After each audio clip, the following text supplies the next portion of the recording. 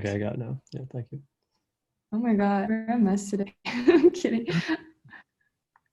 Right. Good morning, everyone. I'm Adam, and I want to thank everyone for taking the time to come to GBM 5. It's our last GBM of the semester. And today we will be joined by Dr. Mortman, a thoracic surgeon whose recent work to create a virtual simulation of COVID lung damage has entered the national spotlight and featured on all major networks.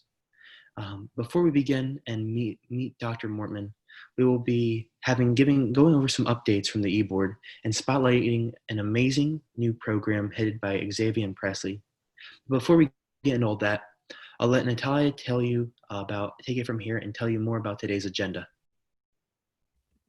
Okay, so as Adam said, we're going to be talking a lot about new updates from the symposium and also about the new program that we have that is mostly led by Xavier and Presley, and it's amazing. And it's the community service and bonding program. And then I'll talk a little bit about brain turns, just in case you're interested in some virtual shadowing experiences. And then we're going to go into an icebreaker, which should be very funny. Right. We have some wonderful new updates for the AMPC Symposium. We have 17 confirmed senior members who have agreed to partner with AMPC to guide teams of students through projects and help them get published. We've been meeting with them to discuss the different research projects students can engage in with them, and we will be sending out a finalized list of research topics this week for you to rank your top choices and match students most appropriately to their interests. Many of the research projects that students will work on together are literature reviews. This form of research is most suited for online nature of this school year and is within our capabilities as undergraduates. I personally have completed a literature review at the Public Health Research Lab that I currently work at, and it is basically studies at looking at all the currently existing materials and literature on a certain given topic or subject and making recommendations based on the observations you can make. In other news, since DC is entering stage 2 in its COVID-19 response, we will be seeing a lot more wet lab research opportunities opening up in the spring. So for those who are on campus, it will be possible to work at a research lab. This is all the updates we have for now. I'll hand it off to Xavier and Presley to talk more about AMPC's newest program.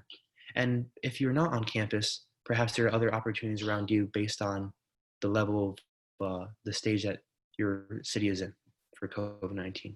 But I'll hand it off to Xavier now. Okay, hi everyone, I'm Xavier. And so so Presley and I are have set up a lot of different things in order for us to do some more community bonding things. I know that's something a lot of people wanted, and also some volunteering opportunities because we know it's hard with like everything being virtual and everyone's situation right now.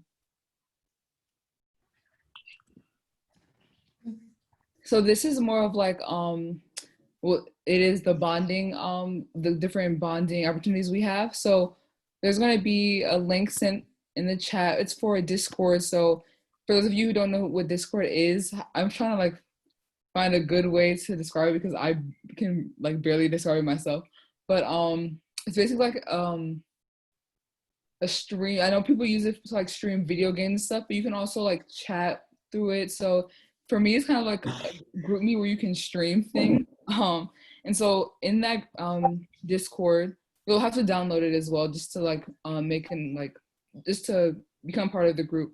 But we'll be having different study groups, so everyone can meet people through that, because I know it's easier, it's kind of to learn and study for classes when you know people who are in them. So it's a great way to meet people in your classes. You guys can like talk about your professors together, like to each other. And then we also will be having a gaming channel on the Discord as well. So of course, Among Us, like I'm not gonna lie, like I'm great at it. So if you're playing with me, I'm sorry, that's an L for y'all, no, I'm just kidding. But also Jackbox or any other online virtual games you guys have, I'm more than happy to add those on there and get people playing those. And then we'll also be having movie nights. So if anyone is a movie junkie like me, I will definitely be seeing y'all there. We'll be taking different movie recommendations, different polls, ask people what you guys want to see. And yeah, so just whenever people are free, you guys can always talk to each other within the Discord channel as well. see who's in your class, and then just join any of the study groups that are on there if y'all have like tests or anything coming up.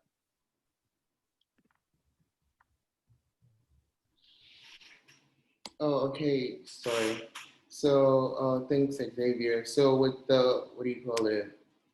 That's the bonding aspect of this program, right? And with the community aspect where we like are trying to like, where we are trying to help out the community. We are gonna do like virtual like hospice volunteer. We're gonna like sit down with like different like we got in touch with different hospice, and we're gonna like sit down with different hospice and trying to like spend time with these like the people in their care, and like trying to talk about like how their day is going and all that. And also we're gonna do online tutoring. We're gonna tutor like people in high school, middle school, elementary school, like people like in grade lower than us. We're also going to do online reading where we read to little kids about like different times, because due to COVID, like that isn't available to them. So we're just going to have like also that we're going to have like different community outreach like programs where we focus on like more community engagement through like other like orgs, and like trying to like find like different like maybe partnering with other like orgs within like GW, because we know like of one who they do like HIV screening and all that. We're also gonna create Christmas letters and like the other cards to like support like different families throughout this the holidays.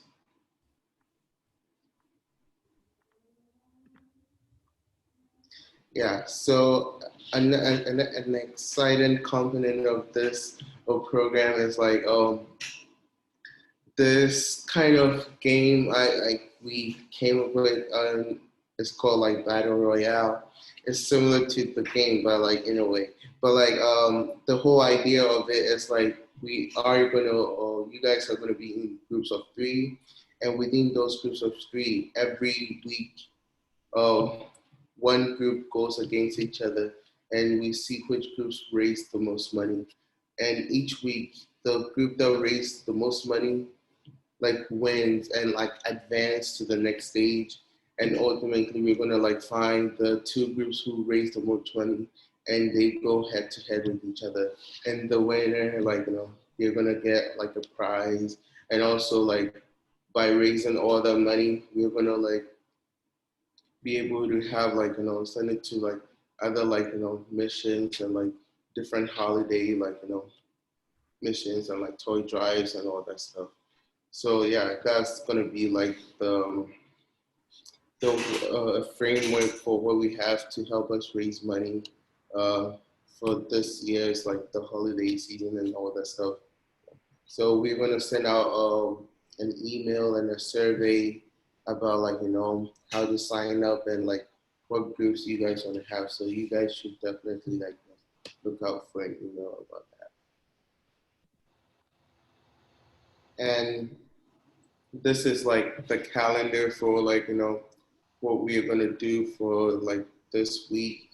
We've made sure that every week we have like at least 2 events going on. Most of the week we have more events going on, so we're trying to really keep you guys engaged and like bonding with the community within the AMPC. So yeah, today we're talking about it. Tomorrow we're going to send you guys the email, and this Saturday we are having the event of where we're going to write letters to veterans around the nation, and we're just going to like come on Zoom or whatever platform we have, and like each of us write a letter, and and also after that we play Among Us, and after that you guys, we're gonna like let you guys send out the letters like online from your local like area you guys are. So yeah, if you guys are able to do that and send it out, you guys, we're gonna go through the system of putting like volunteer hours with AMPC on Engage. So on Saturday, we're going to do that, and like we'll be able to like show you guys how to input like all the impact in Engage to make it like official. Yeah. So come to the event tomorrow, get your, what do you call it, volunteer hours. Yeah. And also help the veterans. So yeah, this is what we have for the next 2 weeks. It's amazing. Thank you, guys. So as you may have seen in our Instagram, the Brain Turns webinar series is a groundbreaking program offered by the Lenox Hill Department of Neurosurgery, and it's for literally anyone that is interested in healthcare. So because of this remote environment that we're living in, they started offering this program online and enabling that valuable shadowing experience through virtual platforms.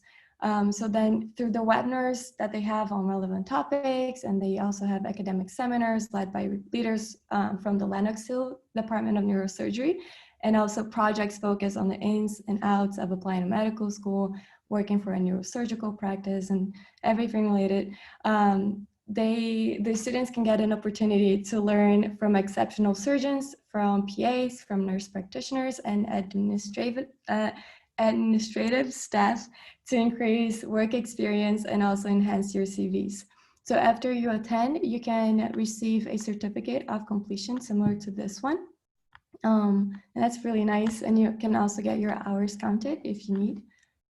So after you join several of the webinars, you're also able to apply and become one of the student ambassadors at GW, which allows you to build your resume a little bit more and share updates about the program with everyone that you know. So I'll let you know when the next applications are out, but the next session of Brain Turns is scheduled for December 28th. And it says that it will be a whole day of webinars starting from 9 a.m. until 4 p.m. EST. They haven't told us if it will be a winter-long webinar series or if it's just that day, but I'll let you know. So I think that Adam put in the chat the link to register. It's just brainturns.com/register. They also have a Facebook group that you can join, and you can also follow their Instagram. I don't know if Adam put it there, but it's at the bottom left. So if you want to check out their previous webinars from the summer to have a better idea of the program and how it works, like who's talking, you can find them on the YouTube at Brain Turns Webinar Series because they have all the videos uploaded. So lastly, we created a form for you to let us know if you want to continue being updated on this program, since it's not very much AMPC related, and whether you would want us to create a group chat so we can give you more details about it or just to keep you informed. And if so, you can fill out the form that I think is included in the chat. I hope so, I can see. But yeah.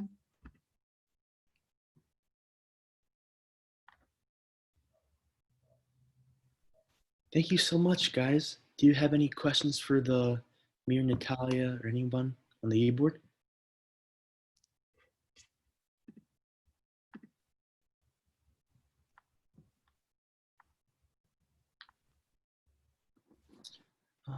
Seeing that there are none, I guess we can go ahead and make the breakout rooms.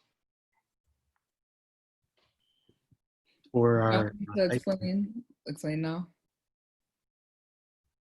Pardon? Do you want me to go ahead and like explain? Oh yes, yeah, good idea. Yeah. We do have a question though. I'm sorry guys to interrupt you.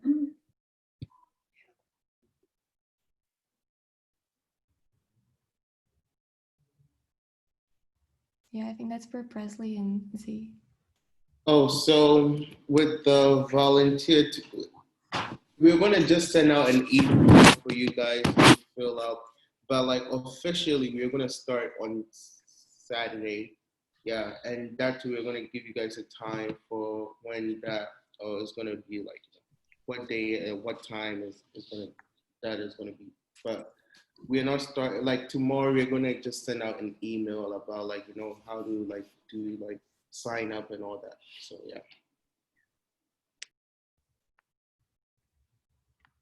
Okay, so if you have any other questions about like symposium or anything, you can also email us, reach out to us on Instagram, or just ask us in the breakout rooms or send us a message privately as well. Okay, so I guess we're gonna go into the icebreaker. Not very much an icebreaker, but Z, if you want to explain about it. Okay, so hey y'all.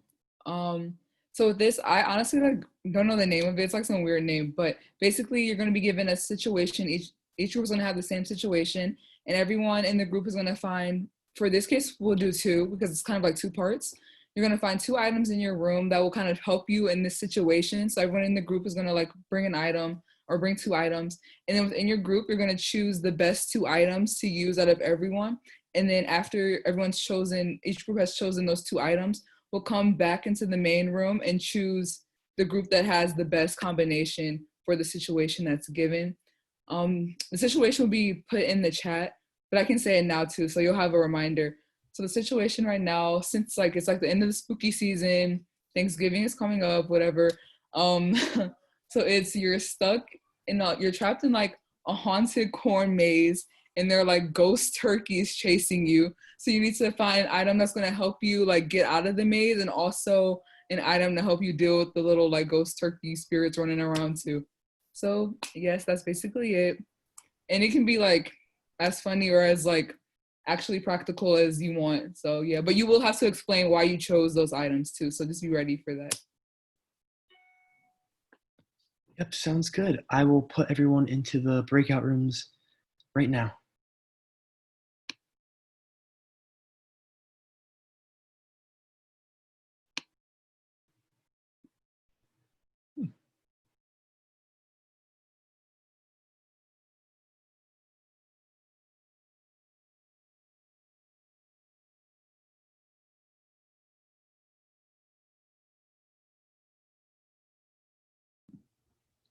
What's up, guys? Hi. Hi. Nice background. Oh, I forgot to delete it. I like it. I think you should keep it. That's for yesterday, but Nice. yeah, sure. Okay. So. Hey guys.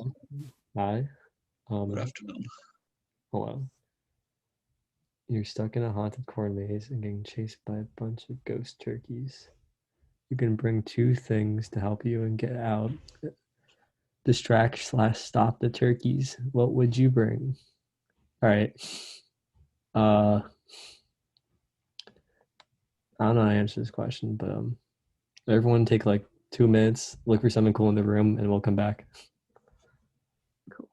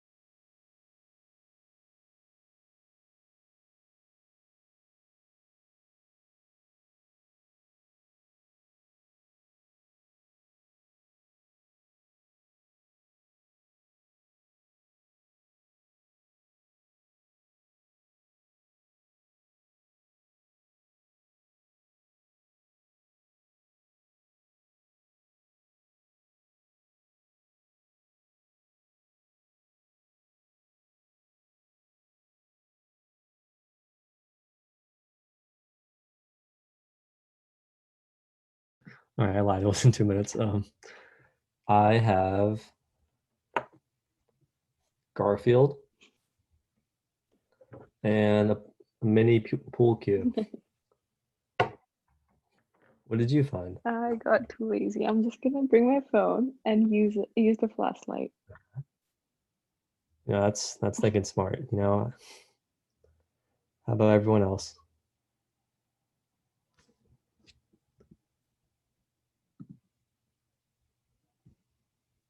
If you guys didn't find anything, it's okay. I just did not remember the Okay, well- prompt. Are we trying to Hit It's okay. turkeys? I don't even know. I don't know. Yeah, I don't know. You can just make something up. We're gonna have to probably. I'll just say a phone in Garfield. So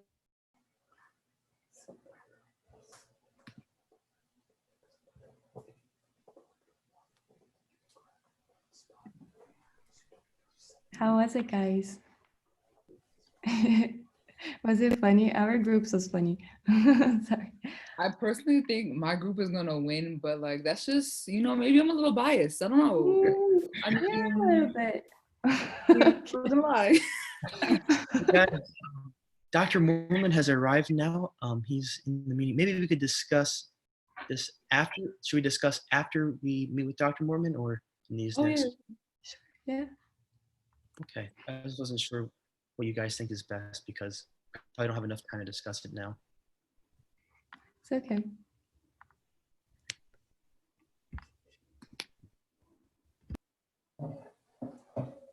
So, Dr. Mormon, thank you so much for coming to speak with us today. We're ready to begin whenever you are. Great. Yeah, thank you so much. Good. Well, thank you for having me and taking some time out of your Sunday. I put together a little talk. I'm sure I'm not going to speak for 30, 45 minutes, so we will have some time for some Q&A afterwards, but kind of give you a little background about myself and how I got to my current position. Let me go ahead and share my screen. And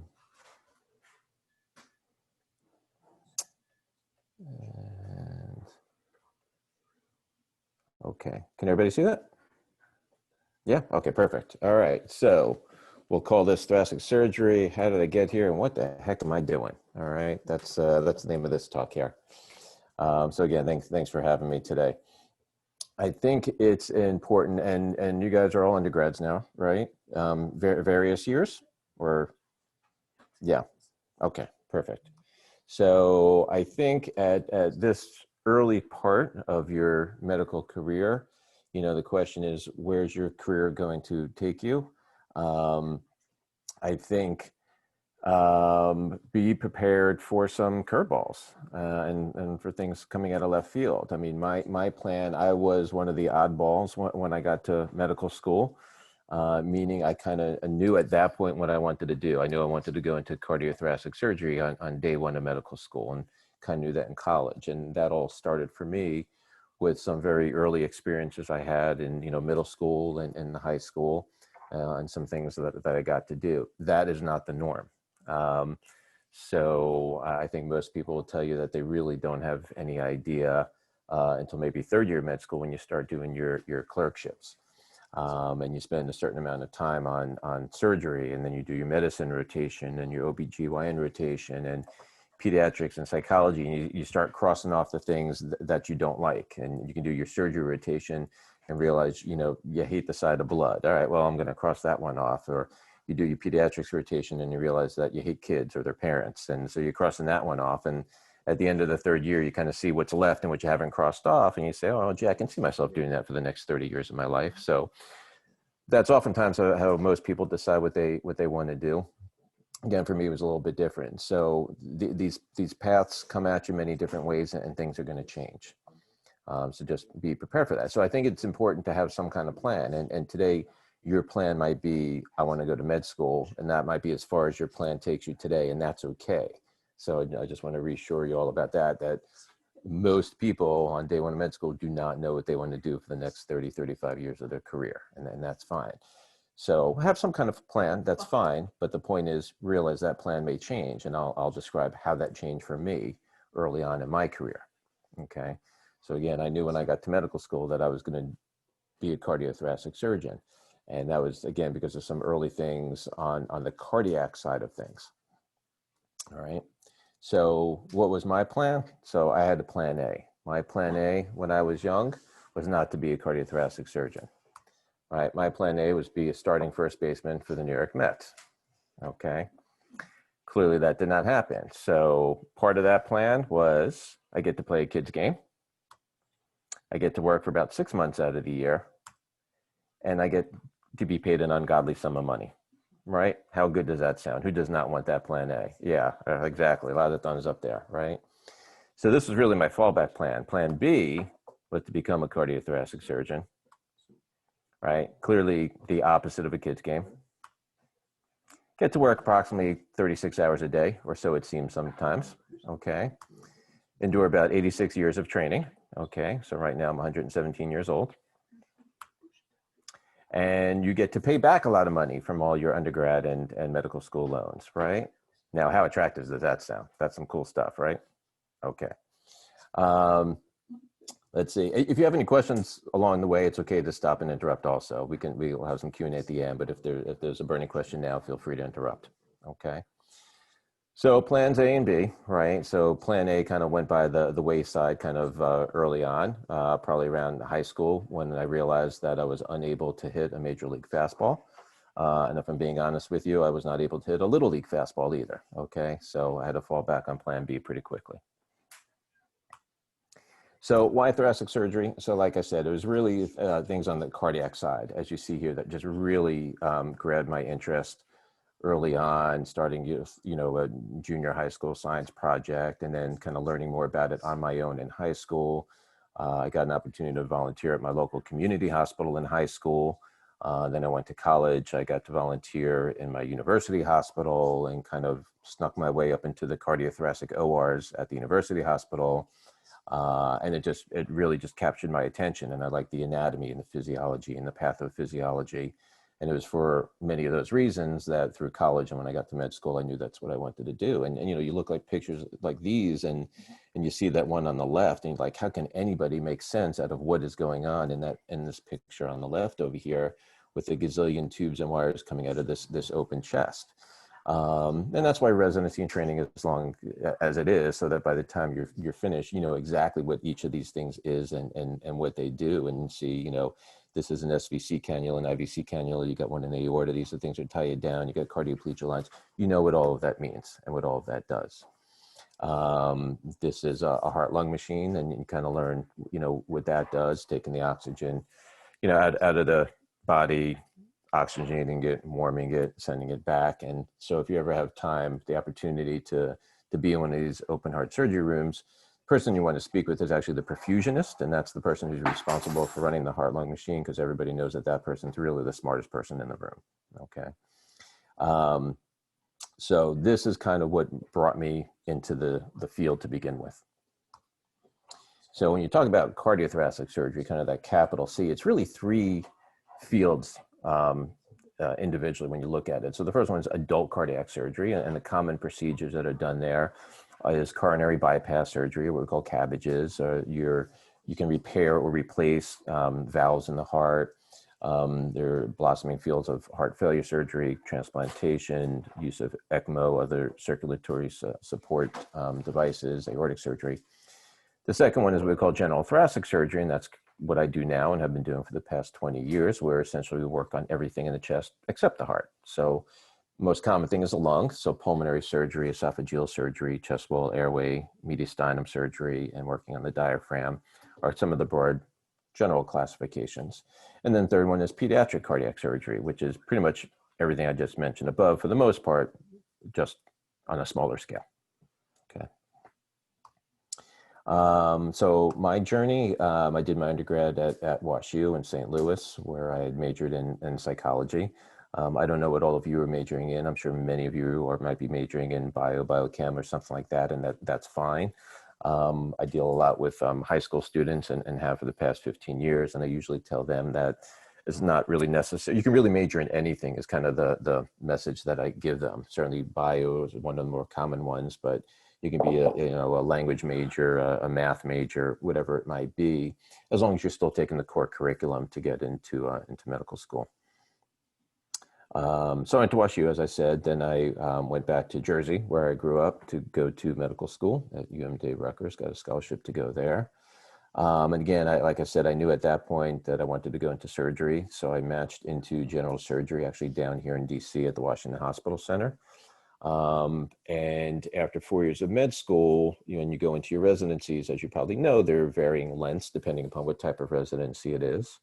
So general surgery residency can be anywhere from 5 to 7 years, depending upon where you go and how much required research is part of that program. I then went up to New York to Montefiore Medical Center to do my cardiothoracic residency.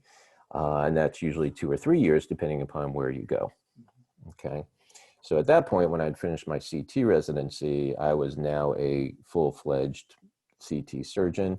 And I took my first job out of training. I became an attending cardiothoracic surgeon in Columbus, Ohio, where I joined 2 other gentlemen. So I was clearly the junior partner here. I had one senior partner that was 10 years my senior and another one who was 20 years my senior. And this was in the early 2000s.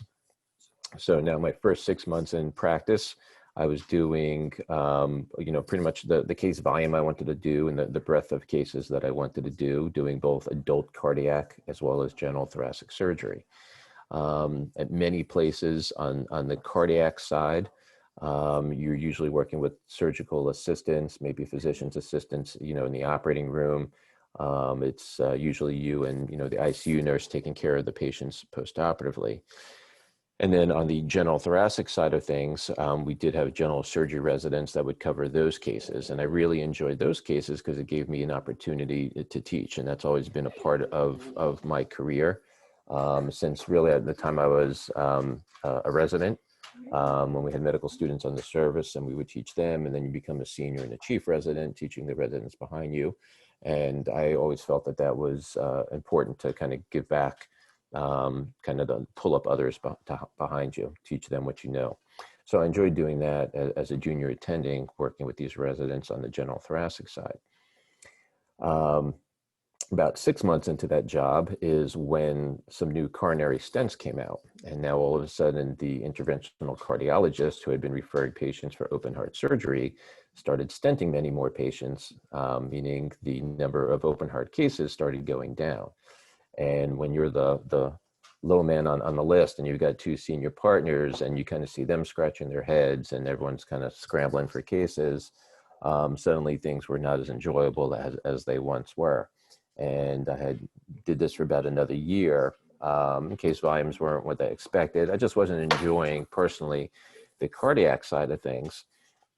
And as I mentioned before, that's really what had brought me into that field. And it got to the point where I sort of had this epiphany where, again, I was just not enjoying the cardiac side. I really was enjoying the general thoracic side and all of the teaching opportunities that brought me. And I decided at that moment that I was actually going to stop doing cardiac surgery and only concentrate on general thoracic surgery. But I felt that if I was going to do that and do it well, I actually needed probably 1 more year of training.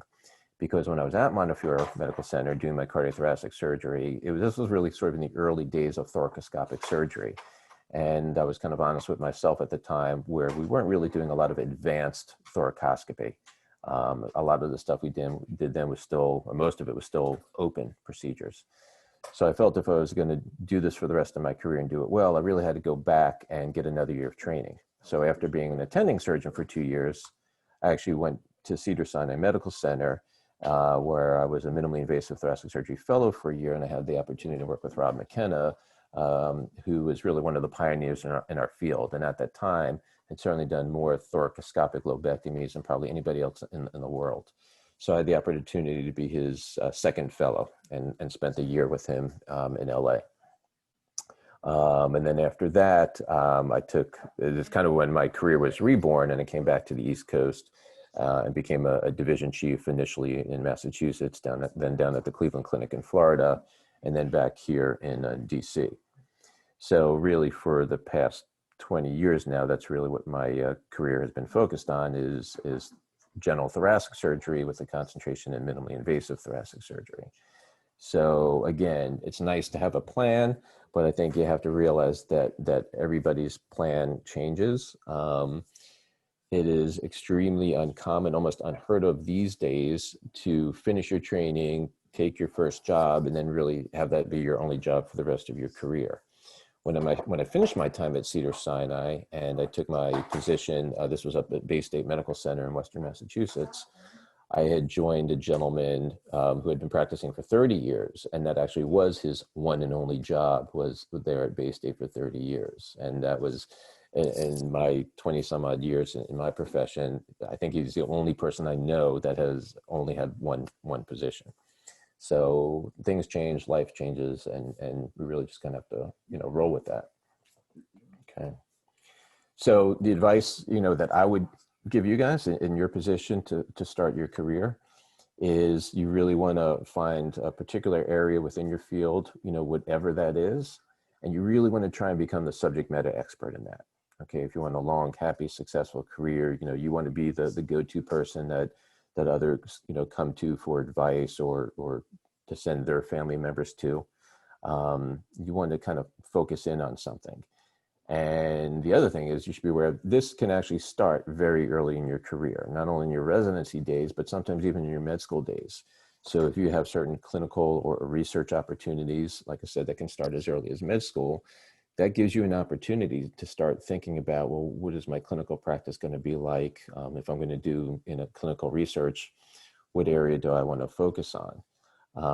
And one of the people who stands out in my head is one of our former surgery residents at GW who graduated, I think, 2 years ago, who just took her first position as an attending physician after doing a fellowship. And she is now like probably one of the leading experts in hernia surgery. So that as a resident, she wound up, she was one of our most published residents that's like ever graduated our program. She had something like 53 publications by the time she graduated.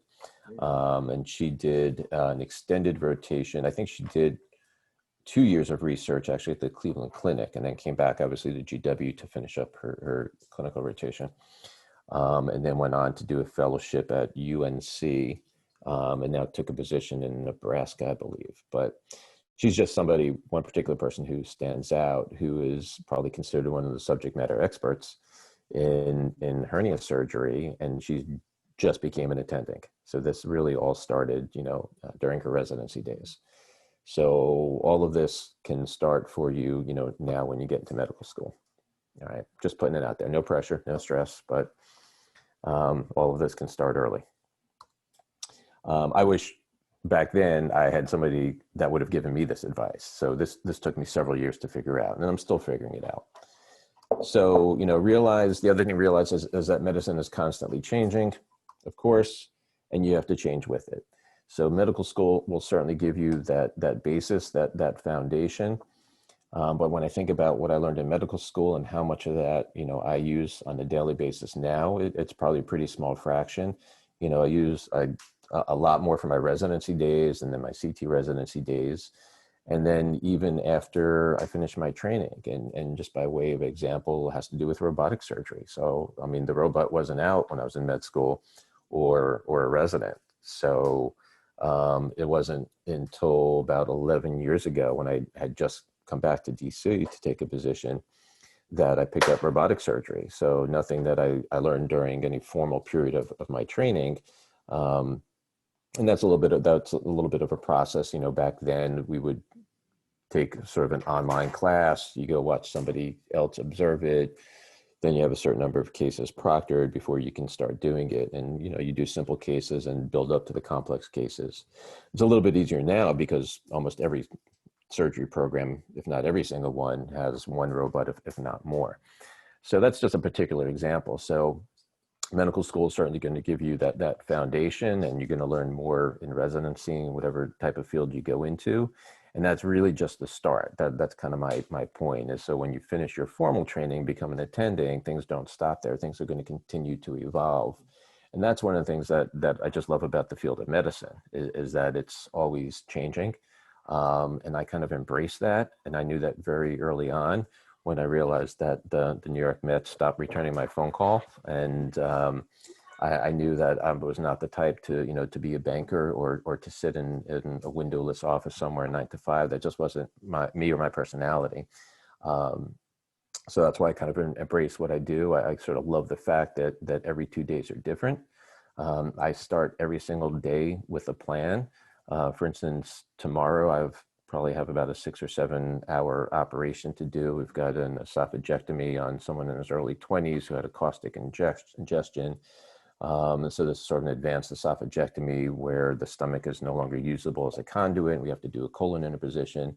So that's my plan going in tomorrow, but no doubt about half hour into my day, someone's going to throw a wrench into the works and that plan is going to change. And that's the norm. The norm is that my plan kind of gets shot about half hour or, an hour into my day, something happens. Clinic patient counsel, someone wants that on another clinic case, or I'm in the middle of clinic and there's an urgent case, in the OR that has to be done. Things are always changing. And I enjoy that.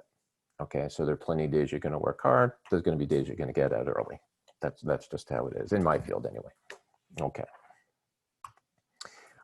So kind of a brief history of the thoracic surgery. I thought this would be somewhat interesting because thoracic surgery really started a little over 100 years ago. In 1910, it actually started, believe it or not, minimally invasively.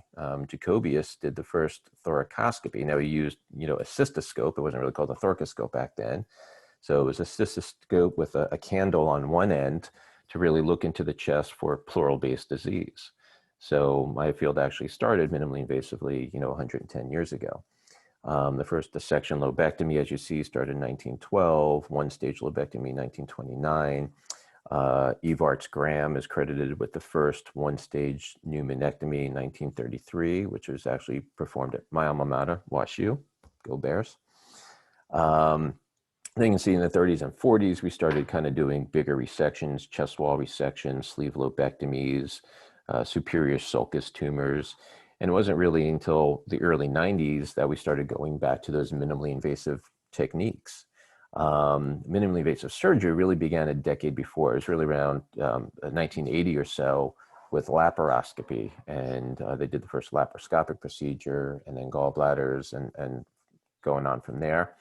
Thoracic surgeons were a little bit slower. It took us about a decade to catch on. So it wasn't until the early 90s that we started applying those same principles to the chest, and we're doing thoracoscopy. And again, you start with the early procedures, and then you kind of build up from there. And now in the 2000s, we're doing robotic assisted thoracoscopic surgery. And just recently, the past couple of years, we've been using various virtual reality, augmented reality features and artificial intelligence in various aspects of our practice. So who knows what the next decade's going to bring for us, okay? So this is just a picture, obviously, of what a open chest, the thoracotomy, looks like. Great, big incision, put the retractors in, you can see everything you need to see. The lung is not really white, but you can see various aspects of the lung. You can see the blood vessels within the lung. And this is a great, wonderful exposure. What do you think that the downside of this approach is? Anybody? Any downside to kind of putting this retractor in and seeing everything that we need to see?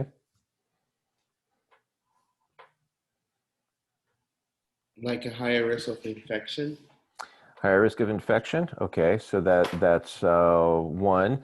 That risk in particular is probably a little bit on the low side. So maybe a slightly higher risk of infection. What else?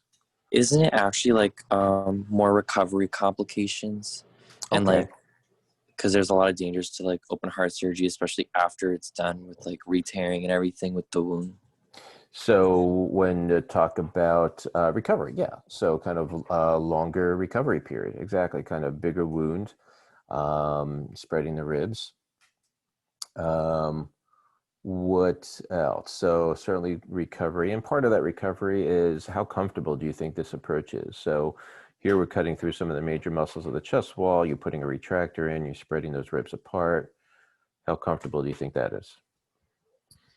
Not very comfortable, right? So there's certainly a pain issue. And that's one of the first things that we have to take care of with our patients postoperatively is the pain, because everything else we ask them to do as part of the recovery, their pain has to be under control. So I want my patients to get up and walk around afterwards. Well, if they're hurting so bad, they're not going to do that.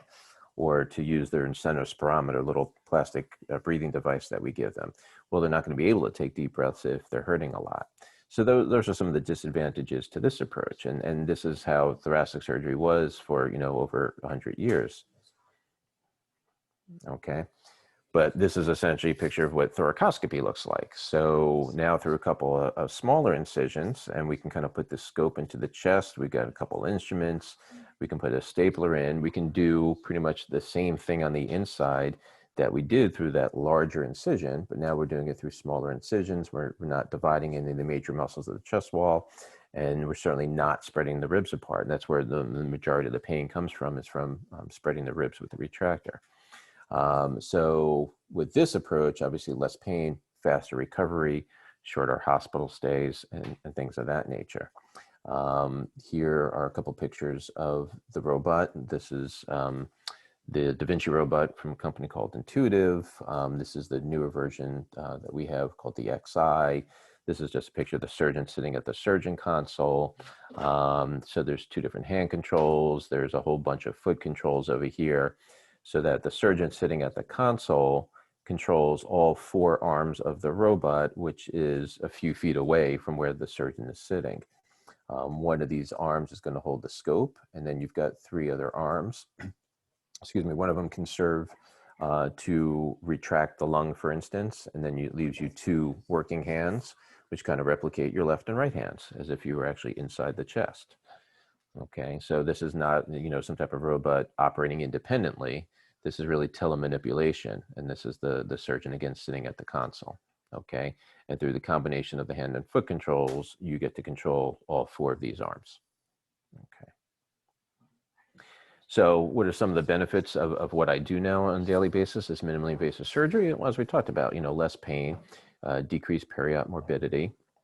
There's a reduced stress response, and that's been shown for, you know, 25 years now. There are various things that we can measure, interleukin-1, interleukin-6, and things like that.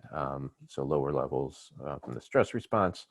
We're able to get the patient's chest tube out a little bit sooner, which usually corresponds with a shorter hospital stay, faster return to normal activities. For patients who have cancer and need chemotherapy afterwards, they tend to tolerate that chemo better and complete more of the prescribed course of chemotherapy if they've had a minimally invasive operation compared to a more invasive one. And there's some studies out now that show that a minimally invasive approach for lung cancer, for instance, may actually correlate with improved survival compared to an open lobectomy. Okay. So, you know, there's certainly a notion out there that, well, you know, you're a surgeon, you know, you see a patient, you operate on the patient, and, you know, you never see that patient again. And I tell people that really couldn't be further from the truth. Our cancer patients, for instance, we have a very specific protocol for following these patients, because I don't trust the surveillance of those patients to anyone else. I don't leave it to the oncologist. I don't leave it to the primary care physician. I follow all of my cancer patients personally, whether lung cancer, esophageal, or otherwise. And that protocol that we have for surveillance after surgery is those patients, they come to see us in clinic every 3 months for the first year with scans. And if their scans look good at the 1 year mark, then they come back every 6 months to the 5 year mark. And there's a particular type of cancer that can have a late recurrence, and we actually follow those out for 10 years. So the point being is you get to know these patients and their loved ones actually extremely well, okay? And they have to be able to trust you. I think that's one of the key hallmarks of surgery compared to other fields, is whether minimally invasive or maximally invasive, you're going to invade that patient's body to do something, whether it's to take out a cancer, fix a hernia, whatever it is, you're their surgeon. And that trust starts the moment they meet you, you know, in your office, in your clinic. They're going to form an impression, good or bad. They're going to form an impression in the first 15 seconds that they meet you. You want that to be a good impression, because again, for many of these patients, you want them to trust you with their lives, you know, in your OR, and then you're going to follow them for a very long period of time. So that notion that, you know, surgeons don't really take care of patients, they take care of problems, simply is not true. So we deal a lot with lung cancer. That's probably one of the main things that I deal with. About half of what I do is oncologic surgery. The majority of that has to do with the lungs. At GW, we have an active lung cancer surveillance program.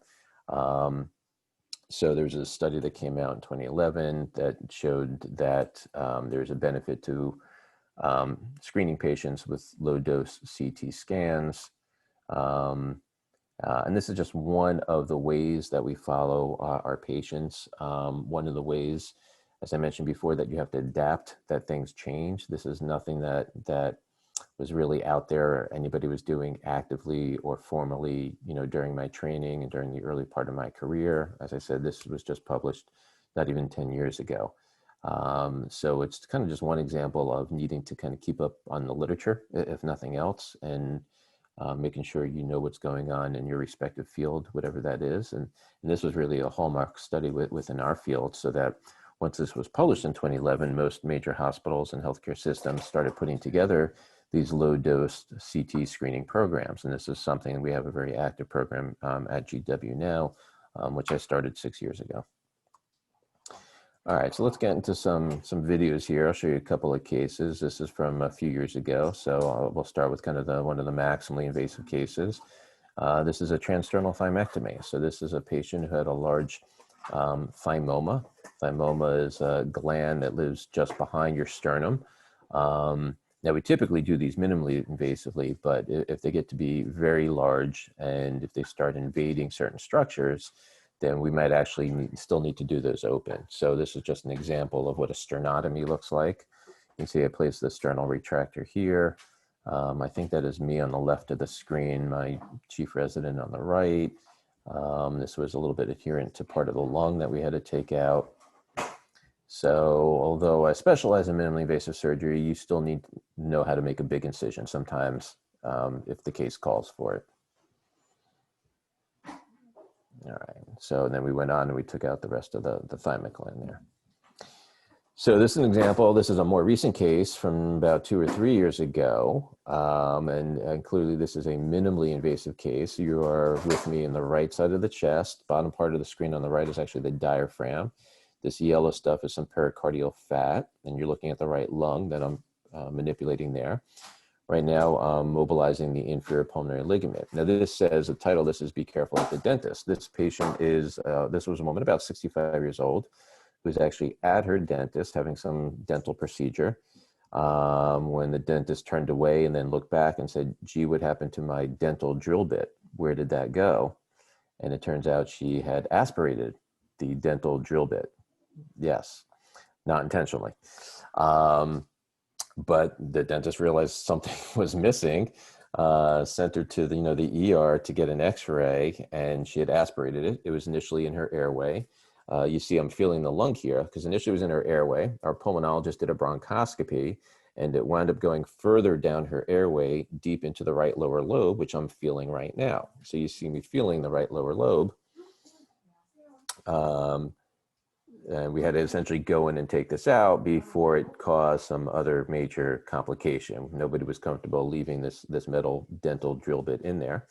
So what I'm doing now is you see the surgical stapler, and I'm doing what's called a wedge resection. I'm taking out a wedge-shaped piece of the tissue because I'm confident that I was, even though it's kind of thick and edematous tissue, that I'm pretty sure the drill bit is in this piece. So this is a stapler that simultaneously fires 6 rows of staples, and has a knife blade between the 2 middle rows, so it simultaneously staples and divides. So there's going to be 3 rows of staples on the specimen side coming out, and it's going to leave 3 rows of staples on the side staying in.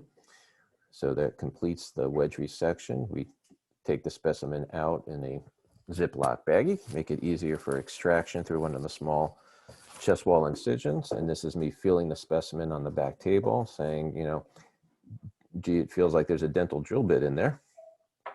Let's open it up and see what we have.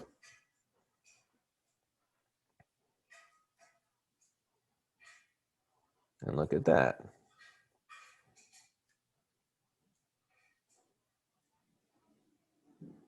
So that is the dental drill bit that she accidentally aspirated.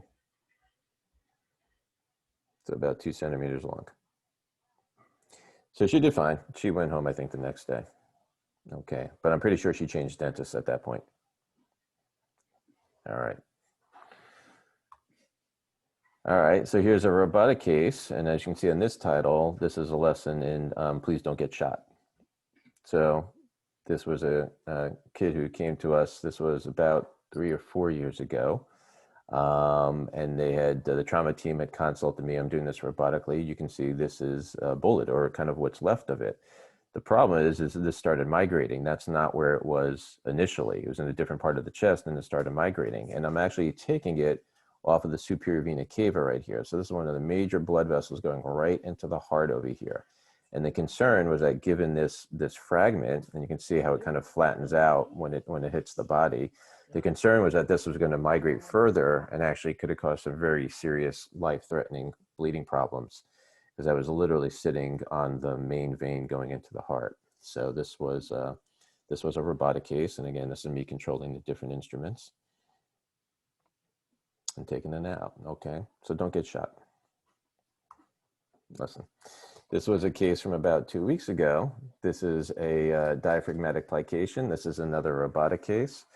This was a patient that one of my general surgery partners had, where the initial concern was that this patient actually had a diaphragmatic hernia, meaning that there was a hole in the diaphragm, and she thought that the colon was coming up through the hole in the diaphragm into the chest. Turns out that was not the case, that this patient had an elevated diaphragm, probably because their phrenic nerve was paralyzed. So this is a diaphragm plication. And essentially what we do, the goal here is we essentially suture the diaphragm onto itself. And usually there's kind of 3 running rows of sutures, and we just imbricate the diaphragm on itself, and we take it from this thin dome shaped muscle and we flatten it out. And by flattening it out, it lowers the diaphragm, giving the lung above it more room to re-expand and to thereby improve the patient's breathing. These patients present with dyspnea or shortness of breath. So again, by lowering the diaphragm, we just give that lung more room above it to expand and work more efficiently. And this patient actually had such a floppy diaphragm that we actually added a 4th row to the suture.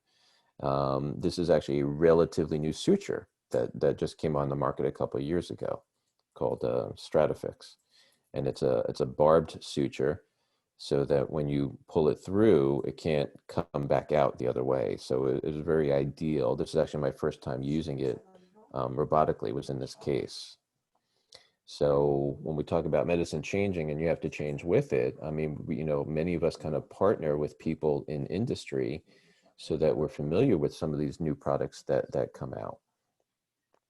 All right. So if there's something new and they say, hey, Dr. Mortman, how would you like to try that? I mean, I'm usually willing to try almost anything and give it a fair shot.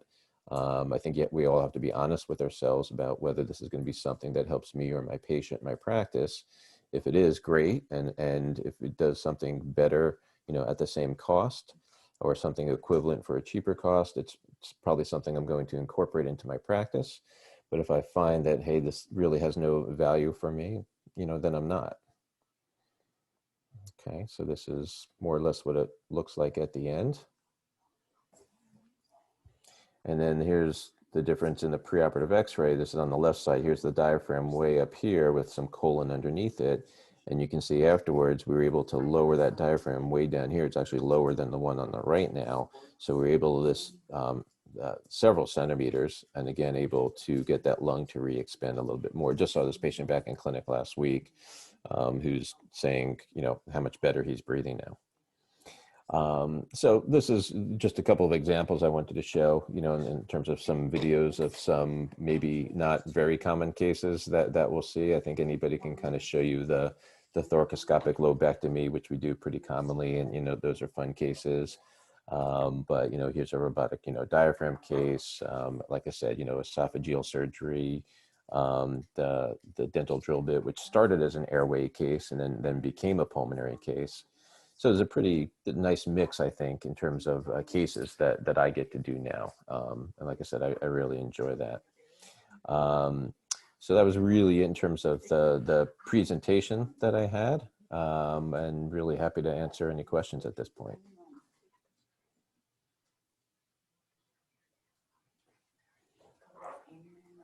Thank you so much, Dr. Mortman. If anyone is interested in asking some questions, you're free to now. You can also put it into the group chat. Yeah, thank you, guys. Thank you so much again, Dr. Mortman. You're welcome. Go ahead, shoot.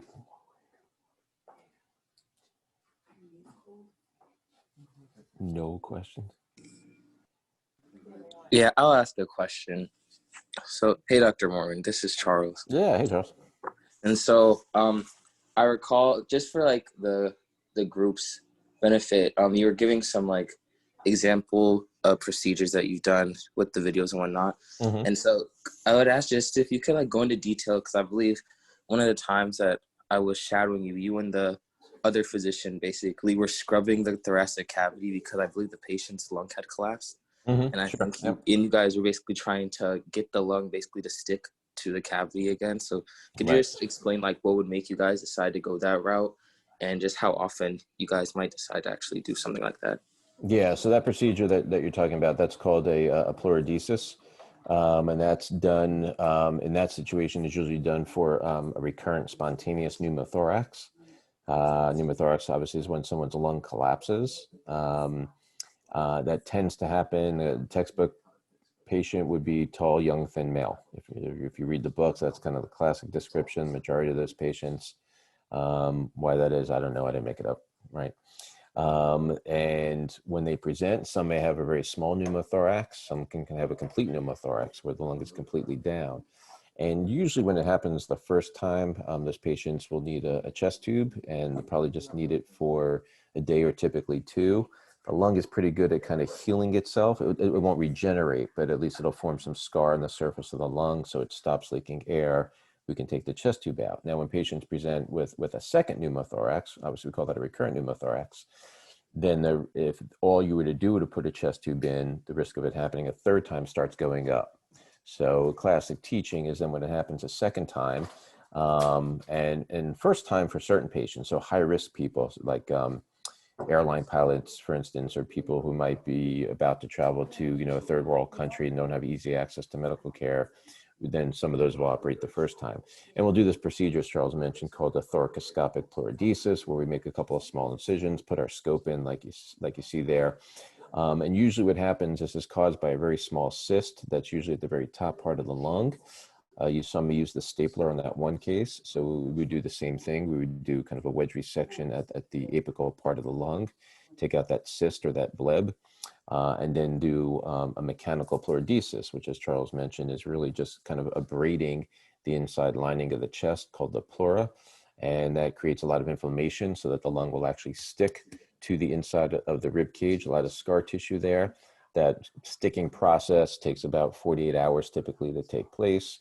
And then we're able to get the patient's chest tube out and get them home. So that's what we call a mechanical pleurodesis. There's something called a chemical pleurodesis that's done for a slightly different indication. So when you have air in that pleural space, that's called a pneumothorax. You can also have fluid buildup in that space, and that's called a pleural effusion. So we deal with a lot of cancer patients, so we see a lot of malignant pleural effusions. And what we have to do is go in, again, minimally invasively, drain all the fluid out, and then we can put a chemical in there, whether it's a talc pleurodesis is probably the more common thing, but there are other agents that we can use. But the net effect is really the same. You're actually creating inflammation to allow that lung to stick to the inside of the rib cage, the pleura, so that the fluid doesn't come back. Okay, so that's a fairly common procedure that a thoracic surgeon would do.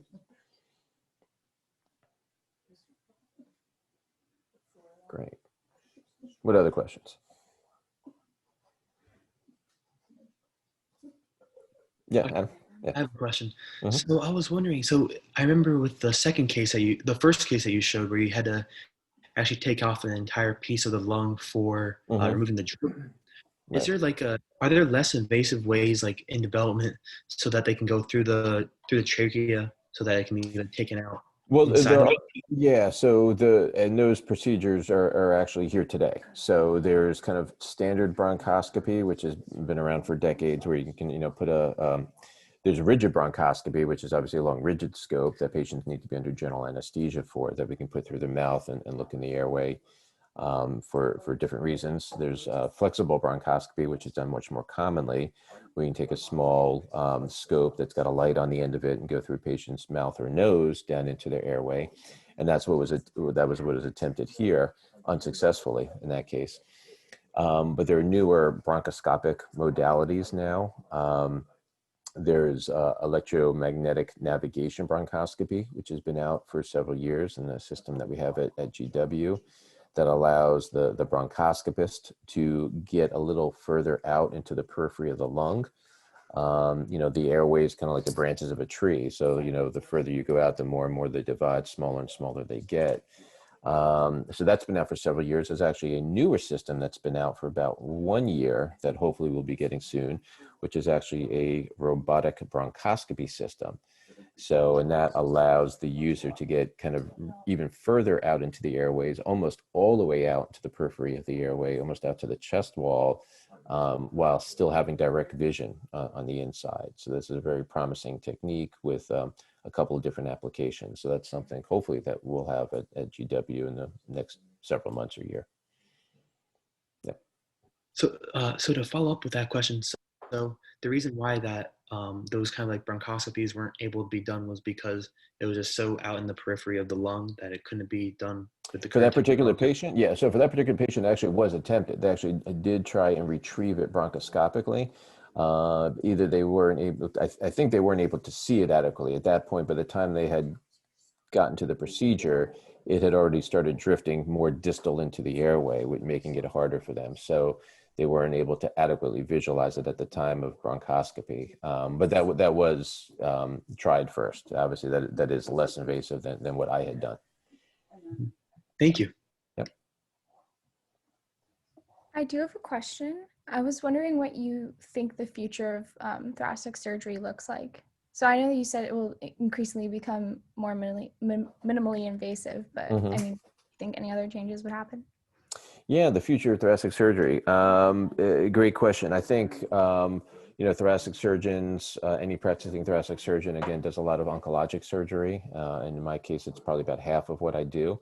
So it's tied very closely into the world of cancer and what's happening there. So though overall the incidence of cancer is down. I mean, the incidence in both men and women for lung cancer specifically has been declining in men since the 90s, and in women for about the past 10, 15 years or so. But even though the incidence for both men and women is down, lung cancer specifically is still the #1 cancer killer in both men and women in the US. So there's about 210,000 new cases diagnosed in the US every year. Unfortunately, about 160,000 deaths every year. And again, this is just from lung cancer, just in the US. So it's great that the incidence is going down. However, it's still the #1 cancer killer. And unfortunately, it takes the lives of more men and women than the next 3 leading causes combined, which is breast cancer, prostate cancer, and colorectal cancer. So again, more deaths from lung cancer than those 3 combined. So that's sort of a long-winded way of getting to your question, which is, I think, as we continue to make advances in the world of cancer and cancer biology and immunology and you know, chemotherapy agents and immunotherapy, which is kind of the latest one, which has been out just a couple of years now. At some point, somebody's going to come up with kind of the magic bullet, you know, for cancer. And when that happens, that will obviously affect my field. We're not there just yet. But I don't think it's going to put thoracic surgeons out of business. There's still clearly other things that we do. I think lung cancer surgery and thoracic cancer surgery in general will be here for a very long time. It's a very exciting field. It's something that I certainly enjoy. We get a chance, we have the opportunity, like I said, to bond with our patients and their families.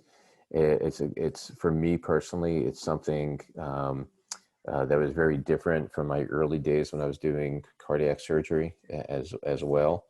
That was just kind of like pretty rote for me in terms of, okay, well, you got these blockages. We're going to do these 3 bypasses on this patient, these 3 bypasses on the next one.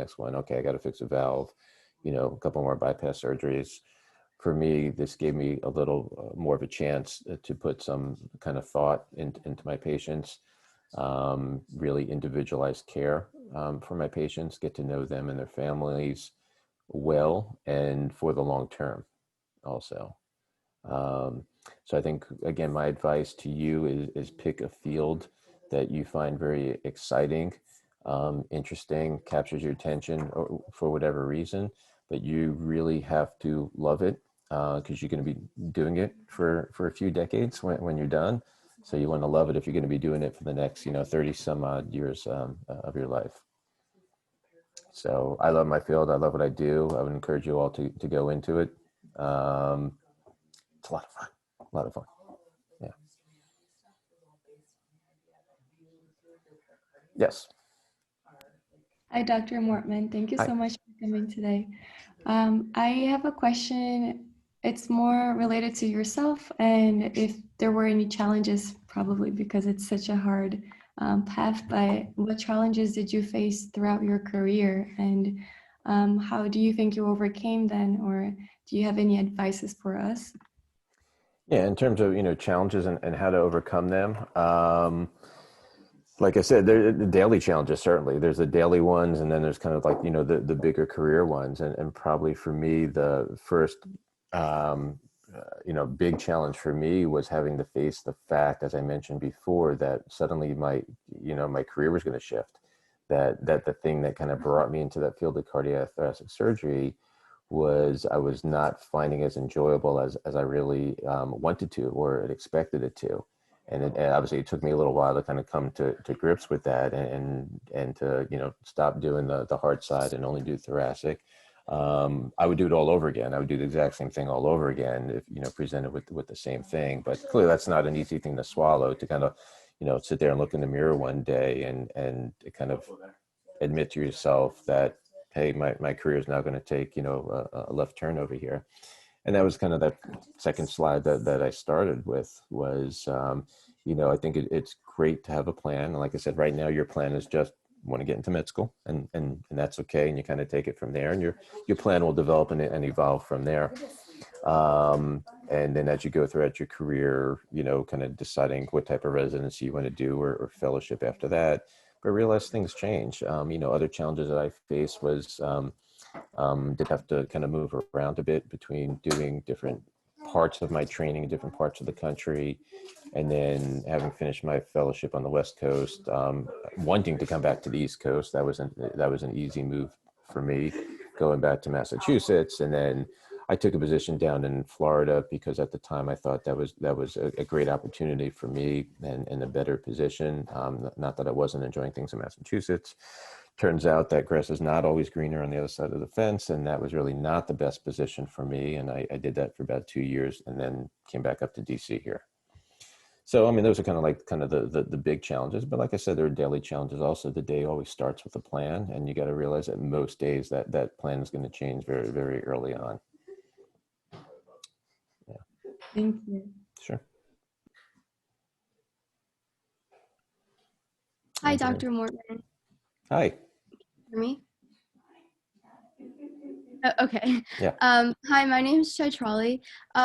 So I find the complexity of the medical field super intriguing. So I was just wondering, what was your most difficult or unfamiliar case of thoracic surgery you've had to perform? Let's see, most difficult or complex thing. Well, the one tomorrow is probably among one of the larger cases that we do.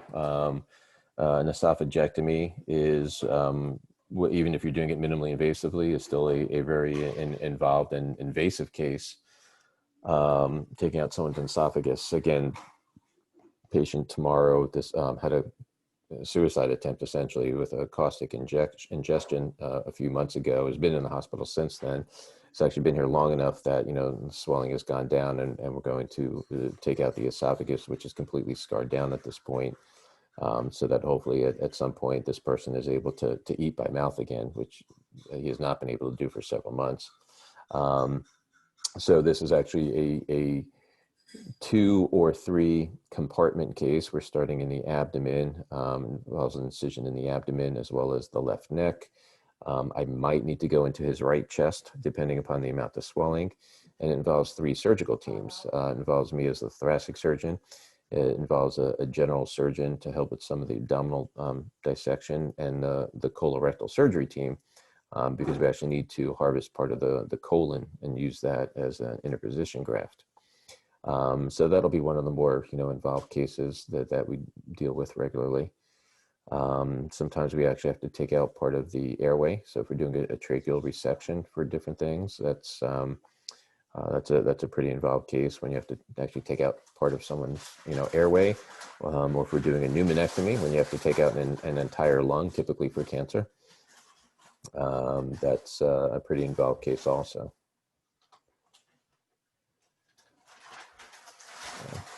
Thank you, and good luck for your surgery tomorrow. Thank you.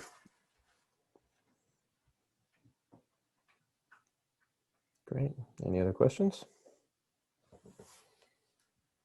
I think there's one in the chat from Xavier.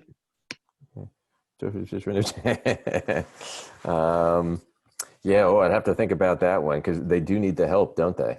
Yes. I might have to split my time, to be honest with you. Yes. Great question. All right. Well, thank you all for allowing me to speak with you tonight. Thank you so much, Dr. Mortman. This has been wonderful. Thank you for, especially those videos of you doing those surgeries was like the most helpful thing that we'd love to see. Yeah, great. Thank you so much. Excellent. You're welcome.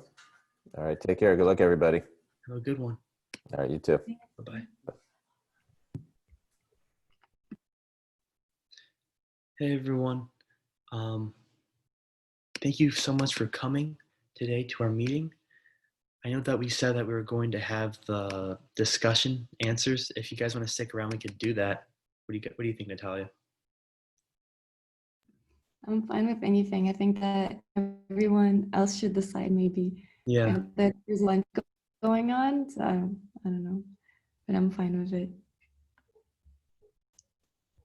So we have a few people still here, so we can do it. Yeah, that's what I thought. Okay, who wants to go first? I think that Paras was in my group and he came up with really good ideas. If you want to share, yeah. Yeah, so basically we had to come up with 2 items that would really help us. So one idea was that we get a giant spotlight to be able to lure all the turkey ghosts towards us, right? And then we're going to use a vacuum cleaner to suck up all the ghosts to capture all of them. And that's those. We feel like those 2 tools will be the most helpful in that case. That's very Ghostbuster vibes. I like that. Do you think you can beat us, Izzy? Oh yeah, I know. Okay, wait. Let's see who from my group. And that was a good idea. That was good though. That's smart. Who else from my group is here? I think they may have left. Oh, it's okay. I got us. Okay, so someone had a Gucci bag. Okay, right. And then someone had a speaker, okay? And y'all are probably like, where's she going with this? Let me tell you. So we realized we may just have to like take an L on this, right? Because it's like turkey ghosts, we're in a corn maze, there's a lot going on. So we're just like, okay, if we're going to die, like if we just have to, this is it. We might as well go with style and listen to great music. So Okay, maybe. Yeah. I see that. Maybe we should team up. It should be a team up. Okay, y'all have the vacuum, we have the Gucci bag, and the speaker. Like it's a party. Shoot, we're defeated. You guys can blast the Ghostbusters theme while we actually capture the ghosts. That's actually genius. I like it. Okay, I like this. That was actually really funny. Does anyone want to share? Like, do you have any other better ideas? I just have some like cool things I wanted to show you guys. I actually wasn't able to get into one of the groups because like I was the host and I didn't know how like it worked, like where if I could join like a group. So I just like kind of waited outside. But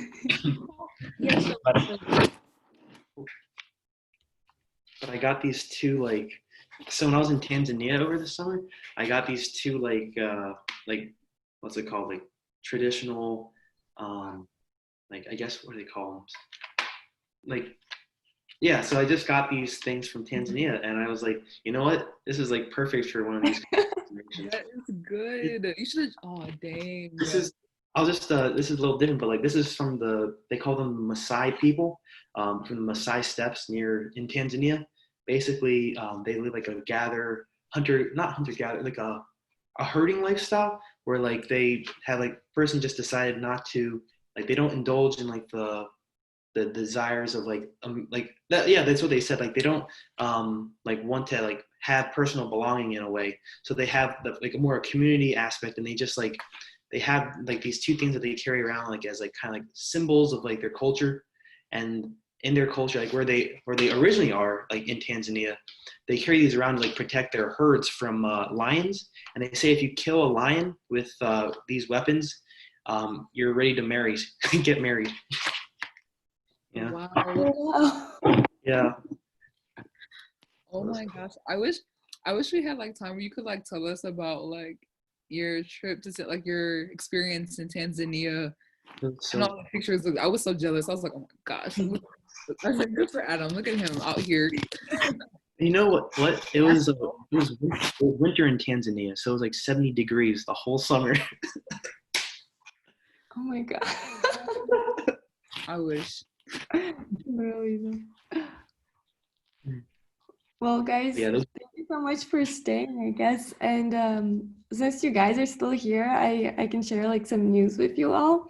Like, I don't know, just a bonus, I guess. But we contacted Dr. Langer again and asked him and Dr. Bookford if they would be willing to come to one of our events in the spring together and just talk about like work-life balance and stuff, because I heard like Dr. Bookford's very good at that. And they said yes. So we're still scheduling when we can meet and stuff, but yeah, I think that's great news. Yeah. Yeah, I think that's it for today then. Thank you so much, guys. Love it. We love seeing you guys every week. Hopefully get to see more of you in our Discord. Yes, join, please. Please join. Y'all please join. I don't want to be watching movies by myself. Yeah, same. All right, guys. Bye, guys. Have a great week. Good luck with everything. Vote if you haven't yet. I can't vote, but yeah, do for me. Yeah. Have a great week, guys. Bye. Bye. Thanks. Bye. Take care.